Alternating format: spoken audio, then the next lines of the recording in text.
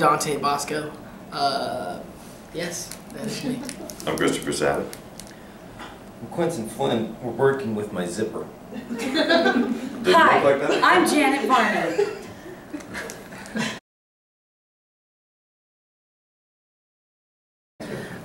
I started 500 years ago. Actually, I started almost 30 years ago. I was a breakdancer in San Francisco, and that's how I kind of got into the whole entertainment world, strictly from the street level. And through my acting career, when we got to LA, we started acting, and that kind of opened up the whole world of entertainment and the arts. How I specifically got into voiceover is still unclear at this point in time. I'm not sure how it happened.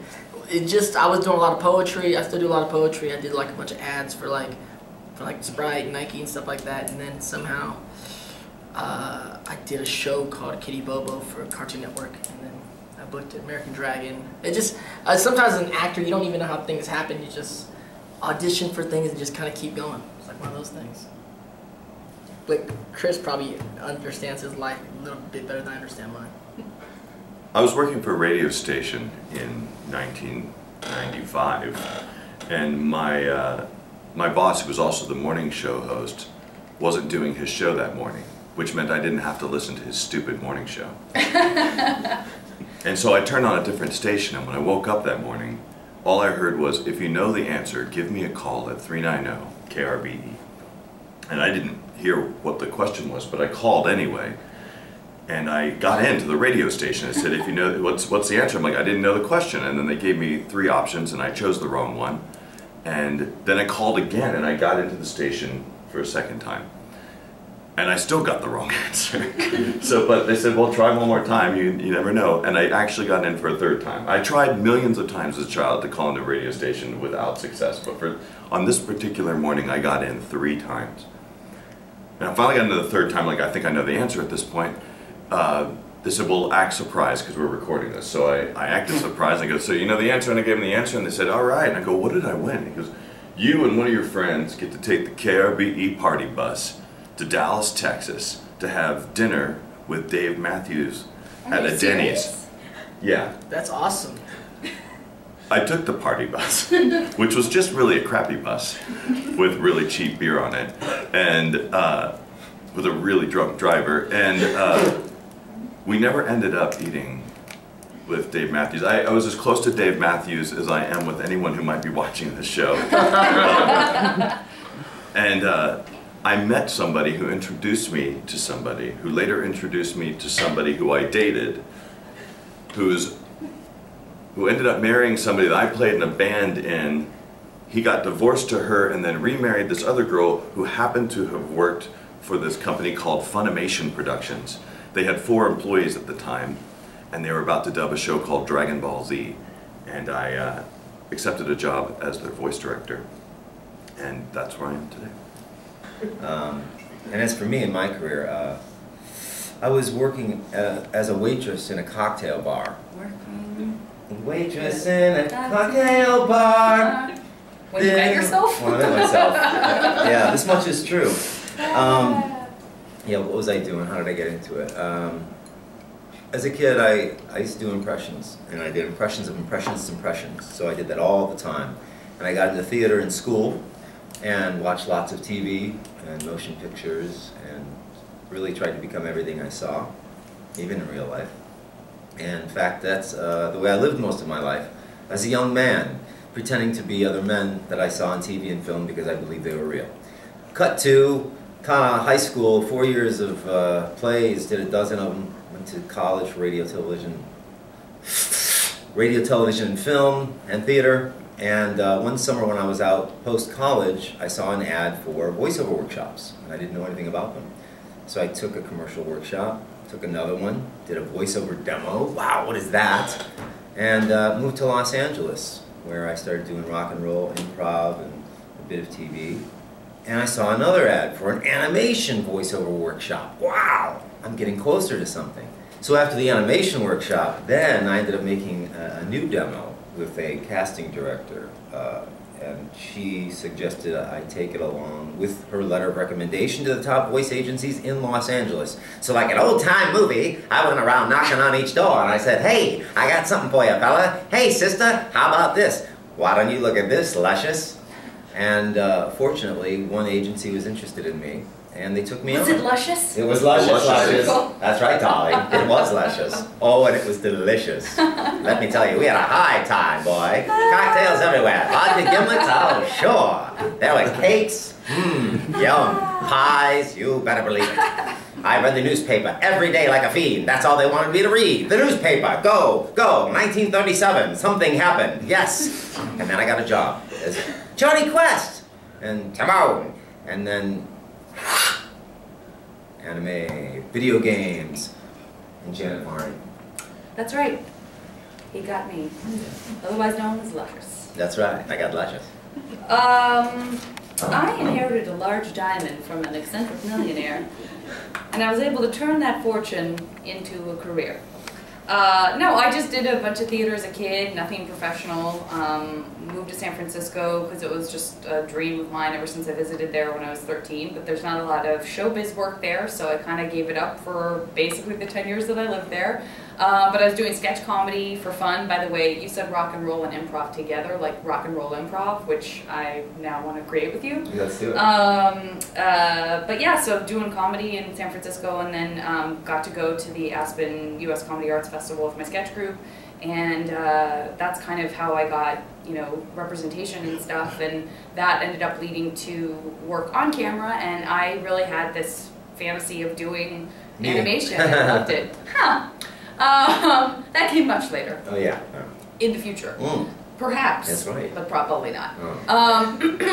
But yeah, so I sort of begged and cajoled my way into a voiceover agency, but I did take classes and work with a coach and started auditioning, and you know, you just audition a lot and don't get jobs, but then you start getting jobs, and Cora was one of those jobs, and it's the best job in the world.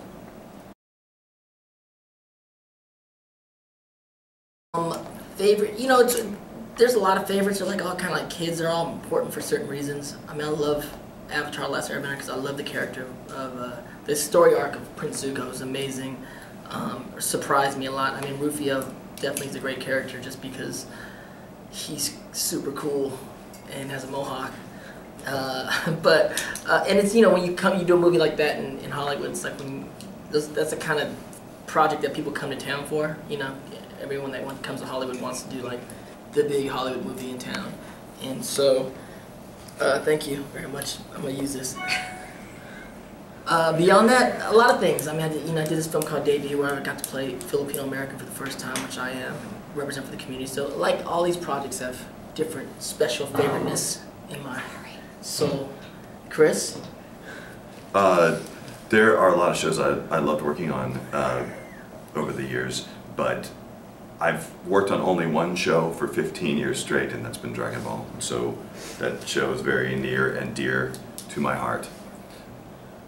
I don't know if I have a favorite project. I have a favorite moment, and it's right here, right now. Yeah. Okay? Way to stay present. It's true. Gotta be here now. It depends on the fan who's asking. So I usually at the time, I kind of gauge it by that. If somebody's dressed as Axel, I say Kingdom Hearts. They say, well, if they're dressed as a mutant ninja, world-weary, war-torn cyborg ninja, it's definitely Raiden in the Metal Gear series. And if they're dressed as a terrorist, I ask them what cell they're from. And I go, me too! But my favorite project is helping the kids, because it's all about the kids. Help them do what? For the kids! I don't know. I'm like Jerry, I'm the new Jerry Lewis. I want to help the kids out there. It's all about the kids. I've got my lozenge right here, and I'm going to get back to what we do. When they let me do it, oh, Dean! And that's my final answer. Legend of Korra.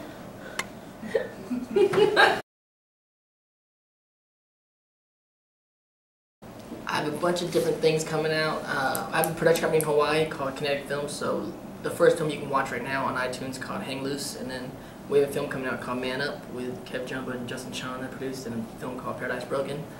And then if you're in LA, I wrote a play called Midnight Makeout Session. So it's coming out early next year.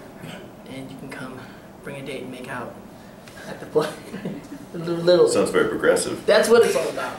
Is it based on a real midnight makeout session? It's based on this idea that I wanted to make happen and I couldn't make happen in real life, so I did it. Like making out with a Like chick making at out with midnight? Uh-huh. Yeah, it's this whole idea about these guys in their 30s that are kind of like over the LA scene, and then they come up with this grandiose idea to throw like a junior high midnight makeout session with their friends.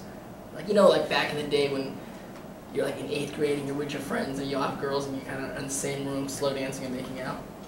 We do that in the play. Amazing. Wow. And all the shenanigans that happen. I recently took over the role as Bato in a pretty rad anime called Ghost in the Shell. And we just released Battle of Gods, which you may already have on DVD or Blu-ray. And they have also announced another Dragon Ball feature for next year. We just finished some stuff for another Borderlands DLC, and yeah, that and my writing, you know, my really deep writings stuff. In the feature, it's going to be grand. I play a character named Saad, who's not sad. He's happy. He's happy, yes, very happy, you know, it's true. Then I was in a movie called Eyewitness. I play a character named Joe Hardy. That's coming out too next year. Skylanders Trap Team, huh? Awesome. What? Awesome. Yeah, I play, it says I play Dr. Crankcase. I thought my character's name was something else. Anyway, he's kind of like this. Alright, now I'm off book. What else am I working on? A couple of video games, one I'm not allowed to talk about. Isn't that great when that happens? I'm scoring a symphony for the LA Philharmonic for Christmas. I'm coming to that. Yeah, it's going to be good. You get to Can't make out with anybody you bring. So that should be fun. It's called a G-string Christmas, right? It is, yeah. Oh yeah. And boy, I tell you, there's going to be a light show. And when lights are out, that's when the magic happens. It's called The Magic of the Night. That's that part. Oh, okay. And with that, I'm also working on a series called I'd Kill For You that I narrate. And it's an ID channel story. It's on the ID channel. You sound like you can narrate for an I Kill For You show. A canary? You sound like you You can sound like narrate. a canary. Oh. Narrate for an I Kill For You show. I am. In 500 years ago. 500 years ago. It's in 2007 at Izumicon. 4 men dressed as women walked in, and they saw something that would forever change their lives. So, if you go to ID channel and look up I'd Kill For You, you'll hear me doing that kind of thing about real life love triangle romances gone wrong into murder. And there are reenactments and interviews with journalists, friends, lovers, teachers, pets, things like that. Gone Girl stuff. I think you had us all at reenactments. Thank you. Gone Girl stuff, right? Well, perhaps. Sure. Real scary is what it is. Real scary. Yeah. So that's what's happening, you know. And now, I'll throw it to Janet Varney.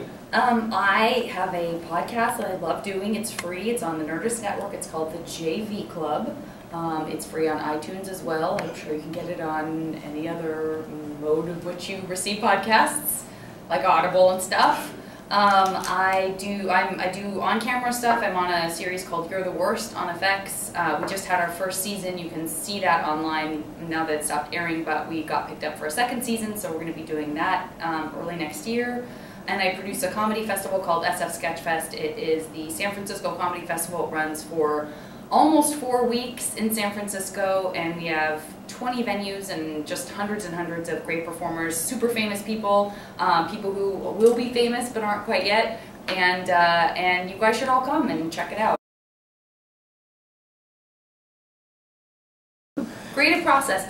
I feel like I've been really fortunate, and I've just worked with so many great writers that I don't feel like, especially with voiceover, I have to do that much prep because the words kind of just jump off the page. So I don't. Well, I don't do a lot of vocal warm-ups. You know. You don't do vocal warm-ups? I don't. Me neither. Some directors will yell at you though. Yeah. Charlie. Oh, they want to hear you doing your vocal warm-ups? Adler would be like, Do your vocal warm-ups! Yeah. What time did you wake up this morning? I'm like 20 minutes ago. Like, you need to get up 2 hours you always before get up to do before, like, yoga well and do before. your vocal warm-ups. And he's right. He's right. Charlie's right. No, he's not. He's just angry. Well, he is angry, but I'm saying he's right. I felt like, I was in that morning like, you're right, I should probably wake up earlier. I guess it depends on what the Got my voice is. instrument I mean, as Cora, just as long as I'm up a couple hours before. We just go Now, out Chris, there. you actually come from an opera background. What's your process like? I warm up on a couple of arias in the morning. I stopped singing opera many, many years ago because I felt like the world didn't deserve my voice anymore. And see, so my process is, it does vary kind of from job to job, but I do have to wake up kind of early, eat a decent breakfast. I go see my Scientologist. I get a 2-hour massage. From virgins.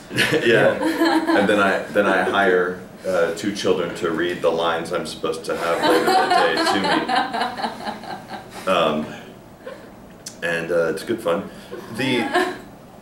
Sometimes, like, if I know I am going to be playing kind of a beastly, kind of monstery character, I will kind of scream at the top of my lungs, usually in the car, which is more common in LA than Dallas, but I still feel like I fit in. And that doesn't scare you to kind of almost have blown your voice out when you know you have to be raspy and stuff? I don't necessarily blow it out. It's sort of a vocal exercise. It's more of a exercise just to kind of loosen up your soft palate. Okay. So I kind of know where my voice is at all times. Like it's an instrument I'm very familiar with, so I know if I'm going to blow it out. And I haven't actually been very lucky. I have some pretty good vocal techniques that I think I did carry over from That's opera. so cool. It's a lot of keeping your singing a lot or speaking a lot out of your taking good Your breath. range. Yeah, not taking too shallow of a breath. You're talking about your diaphragm, aren't you? Well, that's what Is it's that where called. you're going? I was going to say that, but I knew you were going to say something about it. Yeah, and then then I just kind of walk in and let the magic happen. Check My out process is They already said that. No. vocal calisthenics, and I've always been searching for the elusive diaphragm. I've been told it's there, and I should just trust it, and that I'm protected. Go for it. So there you go. Yeah. My vocal coach told you about what about the PC muscle? You use that then? The PC muscle? Yeah, my vocal coach had talked about using that PC muscle I don't know. below the diaphragm. Oh. Well, You need to use that sometimes. I don't know what you're talking about, man. Google it. Okay. Basco.com, DanteBasco.com, how everything. Let's see. Facebook.com/best voice ever. At Quinton Flynn, for you Twitter folks out there, at Quinton Flynn, QuintonFlynn. Facebook is the same, and soon to be launched inlikeflynn.tv. Wonderful. I'm at Janet Varney on Twitter. I'm at janetvarney.com, and I am looking into purchasing I82hamburgers.net. Thank you so much for being on the show. Thank you. Thank you. Thank you.